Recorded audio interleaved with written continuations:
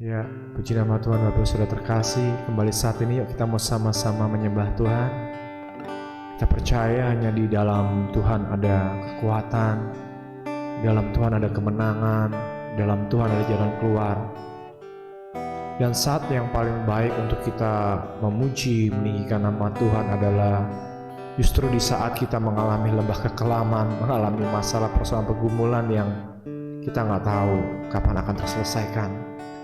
Tapi percayalah bahwa pada saat kita menyembah, memuji nama Tuhan, Tuhan disukakan, Tuhan disenangkan, dan kita akan memperoleh kekuatan yang baru darinya. Amin.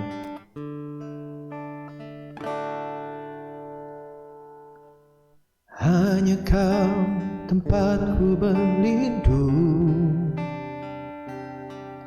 hanya Engkau laguku dan kekuatanku.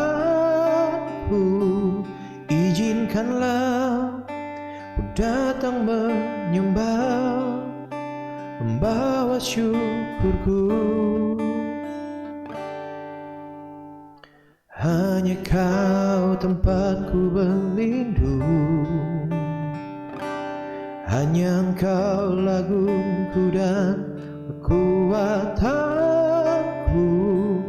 Izinkanlah ku datang menyembah, membawa syukurku.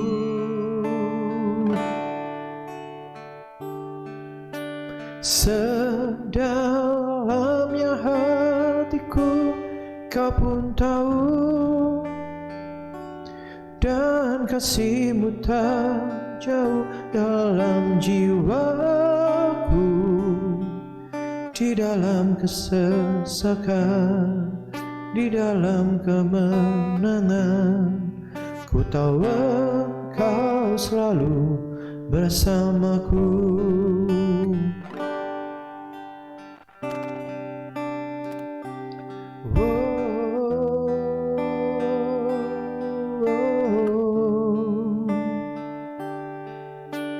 Hanya Kau tempatku berlindung, hanya Engkau laguku dan kekuatanku. Izinkanlah ku datang menyembah, membawa syukurku.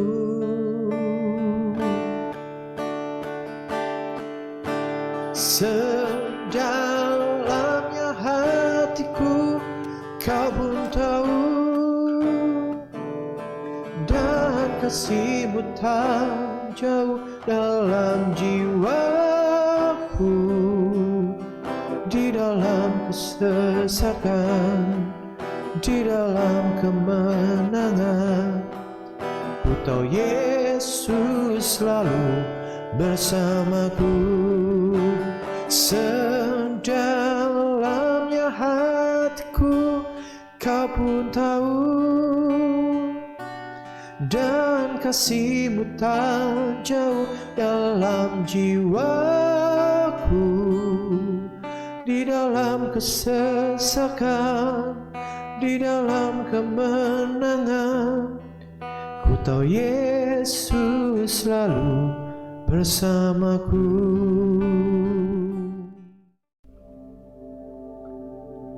Ya, shalom, selamat pagi Bapak Ibu Saudara-saudara terkasih dalam Tuhan Yesus Kristus. Puji nama Tuhan, sungguh satu sukacita yang luar biasa kembali saat ini kita boleh sama-sama berjumpa kembali untuk belajar kebenaran firman Tuhan dalam lilin kecil.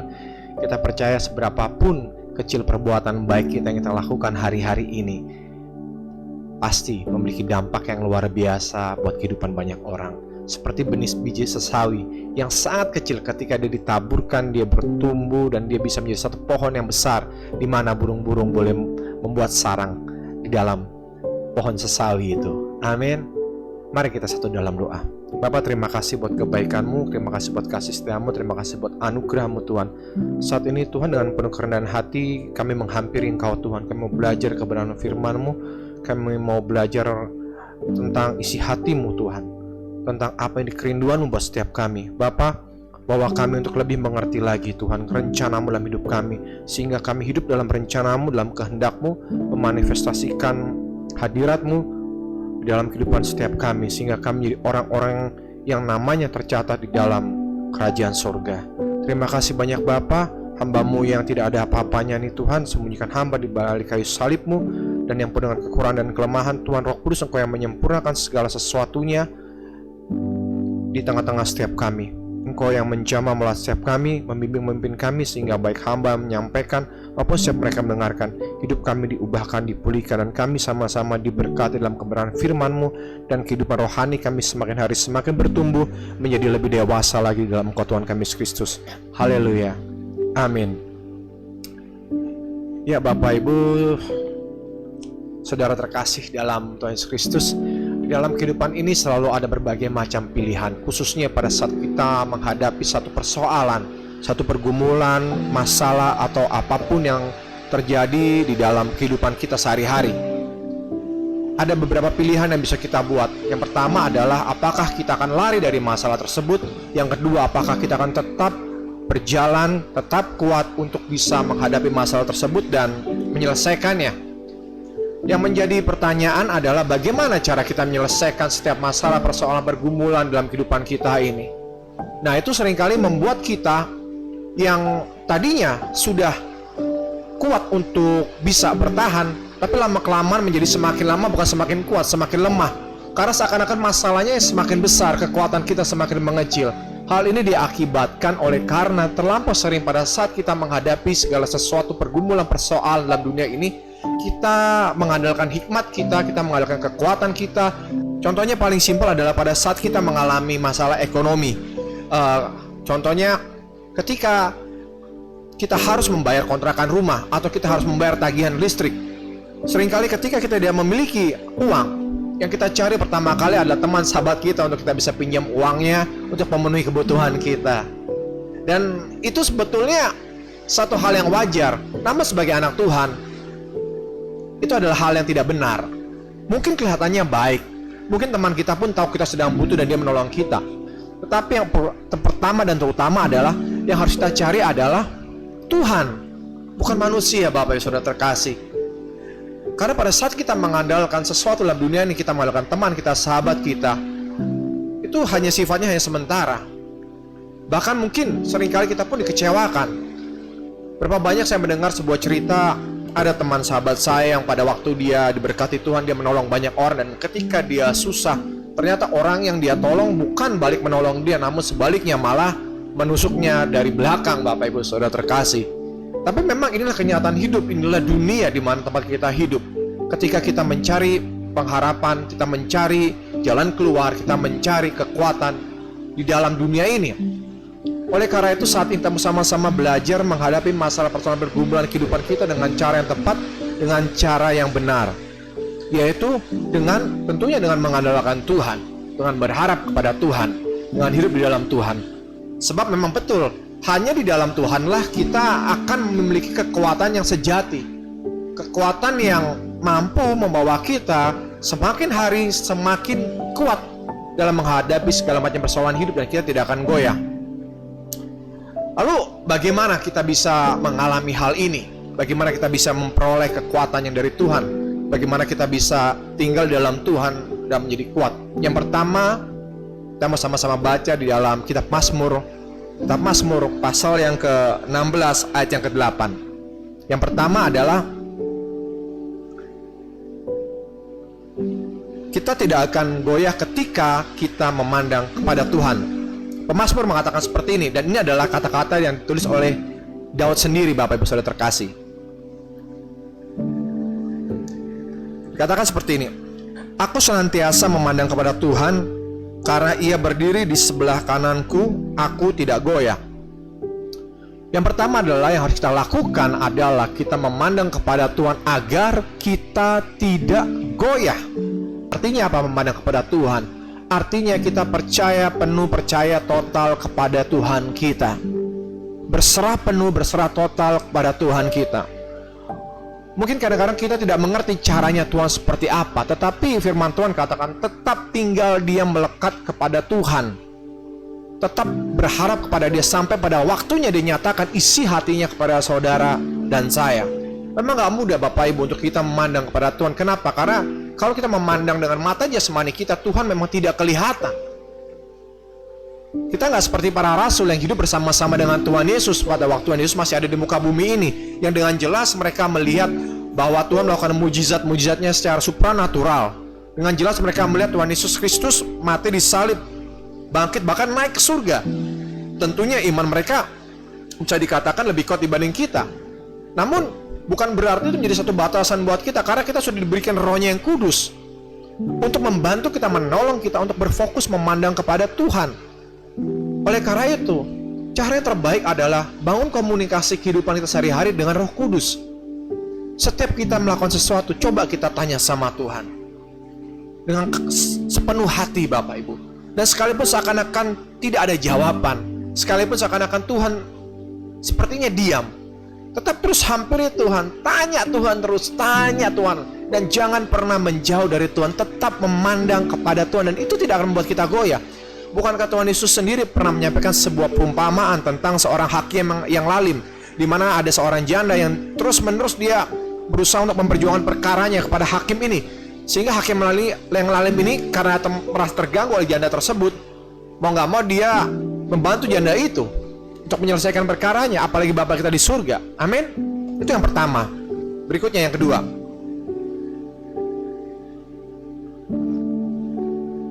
memiliki ketenangan dan damai yang sejati di dalam Tuhan.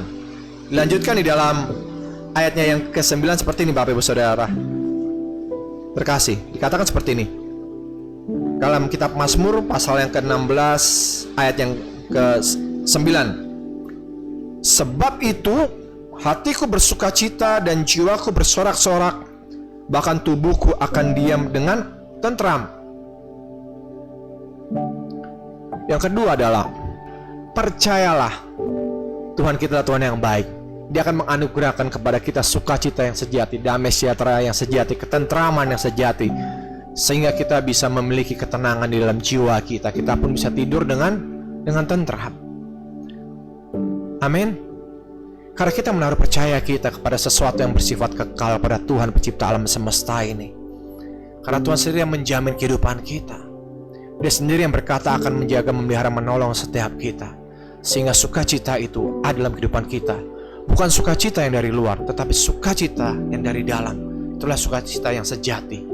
Pada saat kita tinggal di dalam Tuhan, kita memandang kepada Tuhan, otomatis itu akan membuat setiap kita menjadi orang-orang yang kuat di dalam Tuhan. Karena di dalam Tuhan dan hanya di dalam Yesuslah, di dalam Dialah ada sukacita, ada damai sejahtera yang sejati. Bukankah Tuhan Yesus Kristus ketika dia menampakkan diri kepada murid-muridnya sebelum dia naik ke surga, kata-kata yang selalu sering dia ucapkan pertama kali adalah Shalom, yang artinya damai, sejahtera, lengkap, sempurna, tenang, tentram, aman, sukacita. Amin. Dan bukankah Tuhan sendiri sudah mengatakan di dalam firman-Nya, dia berkata bahwa damai sejahtera dan sukacita yang dia berikan pada setiap kita tidak seperti yang dunia berikan. Kenapa? Karena sifatnya sejati. Sukacita yang dia berikan, sukacita yang diberikan oleh Tuhan kepada setiap kita, itu akan menjadi sukacita yang sejati yang terus hidup dalam kehidupan kita. Yang kita perlu lakukan adalah hanya menerimanya, membuka hati kita, Bapak Ibu Saudara terkasih. Jangan kita mengeraskan hati atau berusaha dengan logika kita, berusaha dengan cara kita untuk mencari sukacita yang dari Tuhan dan itu tidak akan pernah berhasil ketika kita mencarinya dengan cara kita. Karena sukacita yang sejati itu adalah anugerah, Bapak Ibu, pemberian dari Tuhan, bukan sesuatu yang kita hasilkan. Bukankah Tuhan Yesus Kristus dalam Injil Yohanes mengatakan bahwa Dia adalah pokok anggur dan kita adalah carangnya atau kita adalah rantingnya. Dan Dia mengatakan barang siapa tinggal di dalam aku, artinya ketika kita ranting-ranting menempel kepada pokok anggurnya, dikatakan apa? Kita akan berbuah.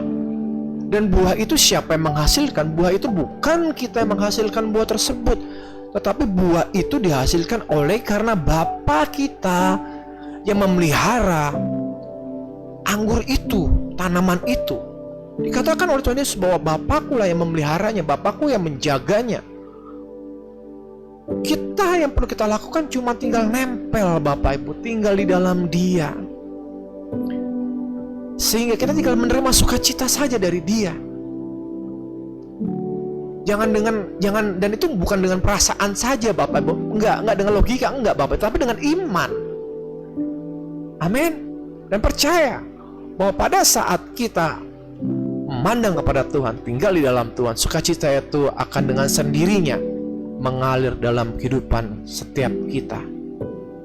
Sukacita itu tidak kita hasilkan, tetapi sukacita itu dianugerahkan oleh Tuhan kepada saudara dan saya. Kalau kita bisa menghasilkan sukacita itu, kita nggak butuh Tuhan, Bapak Ibu Saudara terkasih. Namun senyatanya kita nggak pernah bisa menghasilkan sukacita, karena seringkali sukacita yang fana ditentukan oleh keadaan sekeliling kita.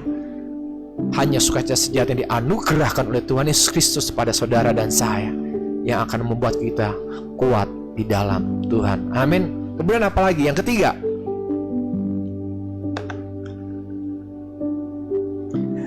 di dalam ayat yang ke-10 dikatakan seperti ini.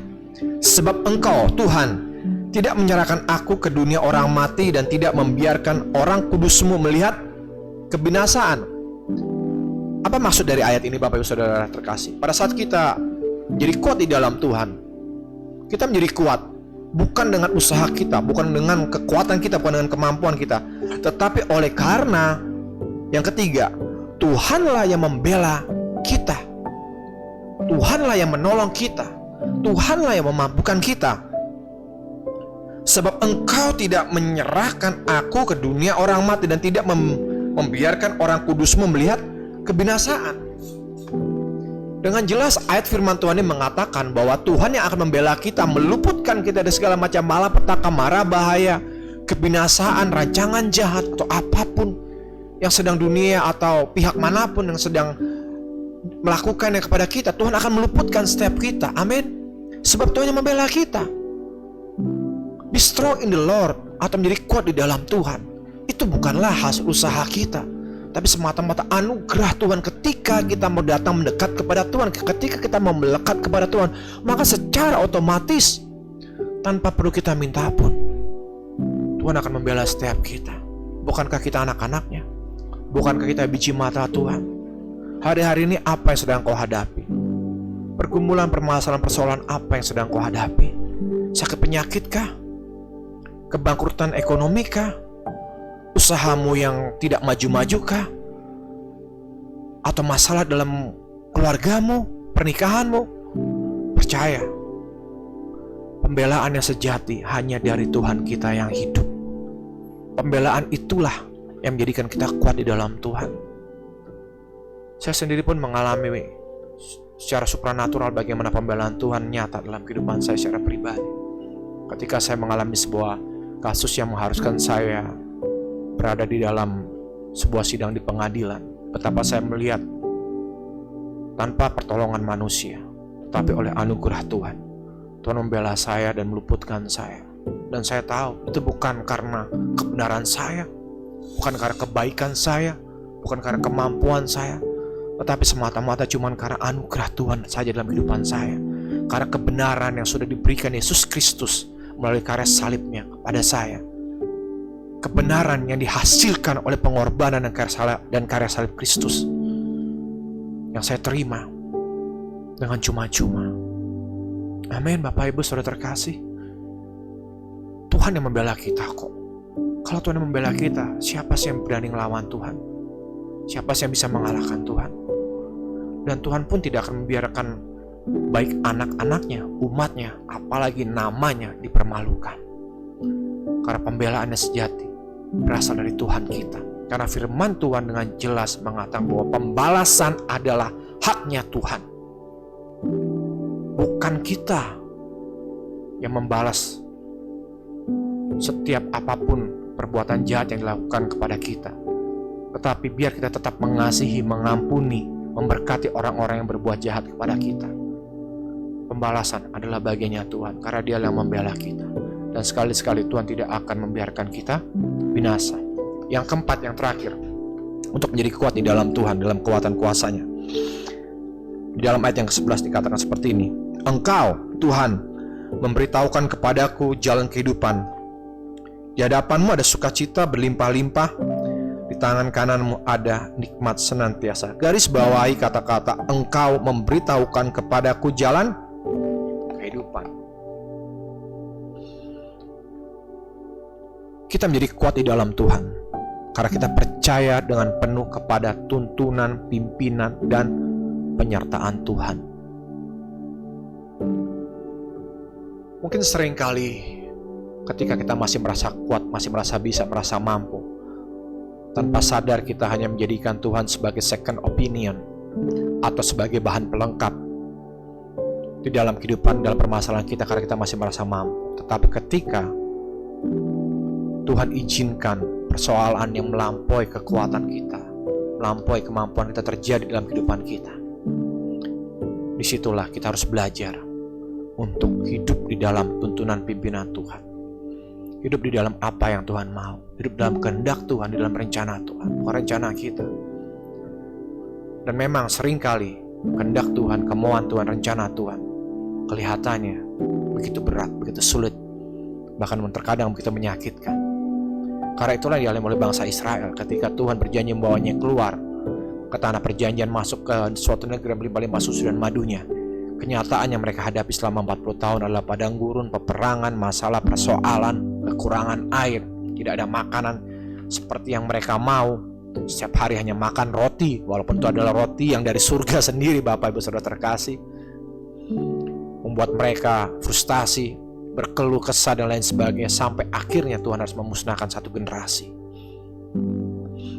Karena mereka gak percaya kepada tuntunan dan pimpinan penyertaan Tuhan. Walaupun sekalipun mereka di padang gurun, Tuhan tetap menyertai dan memelihara mereka.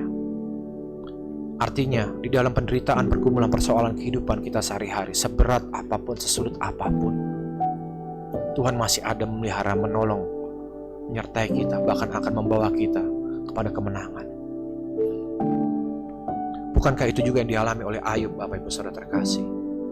Di mana ketika kehidupannya mengalami satu pergumulan yang begitu berat, apa yang tidak Ayub alami? Semua Ayub alami.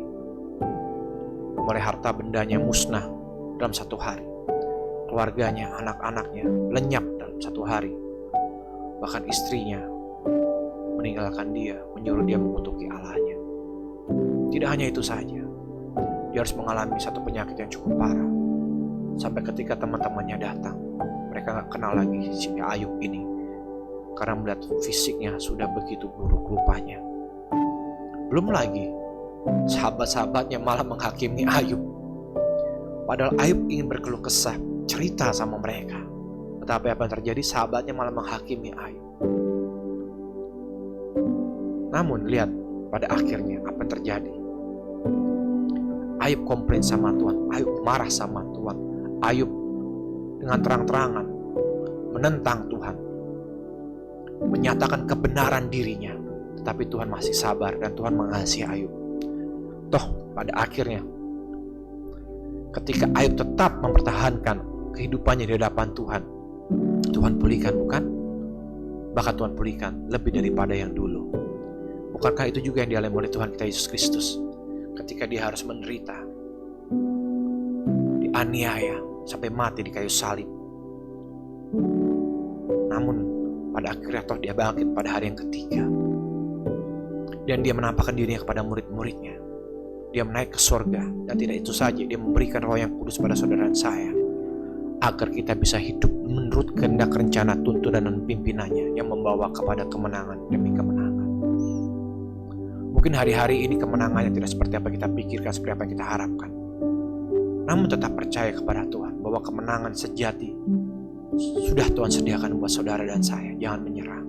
Tetap berjalan, tetap kuat di dalam Tuhan. Be strong in the Lord. Itu adalah proses perjalanan seumur hidup Bapak Ibu Saudara terkasih. Bukan 1 hari, 2 hari, setahun, 2 tahun. Tetapi memakan waktu belasan, mungkin puluhan tahun seumur hidup kita. Untuk tetap kita menjadi kuat di dalam Tuhan, di dalam kekuatan kuasa-Nya. Oleh karena itu, yang pertama tadi kembali saya mengingatkan lagi, memandanglah hanya kepada Tuhan. Percaya penuh kepada Tuhan. Berharaplah kepada Tuhan. Yang kedua, sebab pada saat kita berharap pada Tuhan, dianugerahkannya pada kita damai sejahtera dan sukacita, ketenteraman yang sejati. Yang ketiga, Tuhan sendiri yang akan membela saudara dan saya, melindungi kita, membela perkara kita, membalaskan apa yang menjadi hak kita, memberikan yang terbaik buat kehidupan kita, sehingga kita tidak perlu menuntut pembalasan dari orang lain ataupun melakukan pembalasan dengan kekuatan kita, dengan cara kita, tetapi berikan pembalasan. Hak pembalasan itu hanya kepada Tuhan. Dan yang terakhir, tetap percaya, hidup di dalam tuntunan kehendak rencana rancangan Tuhan sesuai dengan pimpinan Roh-Nya yang kudus. Jangan pernah meninggalkan Tuhan, karena Tuhan tidak pernah meninggalkan saudara dan saya. Amin. Mari kita satu dalam doa. Bapa, terima kasih Engkau mengajarkan kami untuk kami tetap percaya kepadamu apapun keberadaan kami, apapun yang kami alami hari-hari ini. Biar kami tetap kuat menurut iman percaya kami kepadamu Tuhan. Bukan dengan logika kami, bukan dengan perasaan kami, tetapi dengan iman percaya kami yang penuh dan sungguh-sungguh kepadamu Tuhan. Sesuai dengan apa yang Kau katakan dalam firman-Mu Tuhan, biar menjadi kekuatan pada setiap kami. Buat setiap kami anak-anak yang hari-hari mengalami persoalan, pergumulan, masalah hidup Tuhan yang mungkin begitu berat, itu menghimpit setiap kami. Bahkan terkadang buat setiap kami seakan-akan tidak ada jalan keluar lagi. Seakan-akan hidup kami sudah hancur lebur Tuhan. Tetapi kami sungguh sangat percaya dan teramat yakin bahwa Engkau adalah pemegang kendali hidup kami. Engkau yang akan membuat kami kuat. Engkau yang akan membuat kami menang Tuhan. Dan Engkau yang akan menuntun kami, membela kami, memberkati kami dengan damai sejahtera dan sukacita yang sejati yang mengalir dalam kehidupan setiap kami. Terima kasih banyak Bapa. Kami terus berdoa buat bangsa kami Indonesia. Damai sejahtera sukacita ilahi-Mu nyata buat bangsa ini, Presiden, Wakil Presiden, Kabinet, Menterinya Tuhan, anggota MPR, DPR, KPK, MK, TNI, Polri, setiap lembaga-lembaga eksekutif, yudikatif, legislatifnya Tuhan, pakai dengan dasar ajaib luar biasa untuk menyatakan kemuliaan, untuk menyatakan damai sejahtera, untuk menyatakan shalom atas bangsa kami. Terima kasih Tuhan buat bangsa kami, anugerah-Mu nyata sempurna Tuhan. Dan kami akan mulai aktivitas kami dengan doa yang Tuhan Yesus Kristus ajarkan sendiri. Bapa kami di surga, dikuduskanlah nama-Mu, datanglah kerajaan-Mu, jadi kehendak-Mu di bumi seperti surga. Berikanlah pada kami pada hari makan kami cukupnya. Dan ampunilah kami akan kesalahan kami, seperti kami pun mengampuni yang bersalah pada kami. Dan janganlah membawa kami dalam pencobaan, tetapi lepaskanlah kami dari yang jahat, karena Engkau yang punya kerajaan dan kuasa dan kemuliaan sampai selama-lamanya. Mari Bapa kami yang baik, Tuhan Yesus kami yang sudah berkorban buat kami, Roh Kudus penolong penyuluh kami. Kami bersyukur karena Engkau sudah memberkati kami berlimpah-limpah, dan Engkau sudah memperoleh daerah kami, dan tangan sudah menyertai dan melindungi kami daripada malapetaka, sehingga kesakitan tidak menimpa kami. Dalam nama Bapa, Putra dan Roh Kudus, dalam nama Tuhan kami Yesus Kristus, kami terima berkat, kasih karunia, anugerah yang besar dari Bapa yang mengasihi kami, cinta kasih di dalam Tuhan kami Yesus Kristus, pertolongan, penyertaan, pimpinan Roh-Nya yang kudus, menyertai memberkati setiap kami saat ini, esok, bahkan kekal sampai selama-lamanya, sampai Engkau datang kembali kali yang kedua untuk menjemput kami. Maranatha, dalam datang Tuhan Yesus Kristus, kami merindukan dan menantikan Engkau. Di dalam nama Bapa, Putra dan Roh Kudus, dalam nama Tuhan kami Yesus Kristus, kami sudah berdoa dan mengucap syukur. Haleluya. Amin. Puji nama Tuhan, selamat beraktivitas.